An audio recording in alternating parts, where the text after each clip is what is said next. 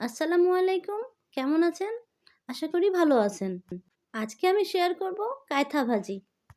একটু ভিন্ন রকম। অন্যান্য ভাজি যেভাবে রান্না করতে হয় ঠিক সেটাও এভাবেই রান্না করতে হবে। তবে একটু ভিন্ন করব। সেটা হচ্ছে আমি এটা ডিম দিয়ে ভাজিটা করব।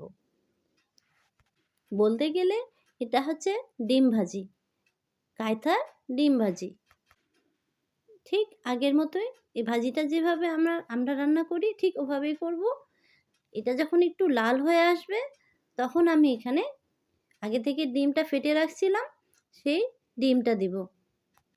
ডিমটা দিয়ে এটাকে ভালো করে নেড়েচেড়ে নিব। ঠিক যতক্ষণ পর্যন্ত ডিমটা ভাজা না হয়। ডিমটা ভাজা হলে আমার তো ভাজি অলরেডি আগেই ভাজা হয়ে গেছে। তবে ডিমটা ভাজার জন্য আমাকে একটু সময় দিতে হবে। এই যে আমার কায়থা ভাজি হয়ে গেছে, ডিম ভাজি। আশা করি আপনাদের পছন্দ হবে। আপনারাও বাসায় ট্রাই করবেন। আর পছন্দ হলে অবশ্যই লাইক কমেন্ট করবেন। পাশে থাকবেন সবসময়। ভালো থাকবেন, সুস্থ থাকবেন। যদি এটা ফেসবুক পেজ থেকে দেখছেন তাহলে অবশ্যই ফলো দিবেন।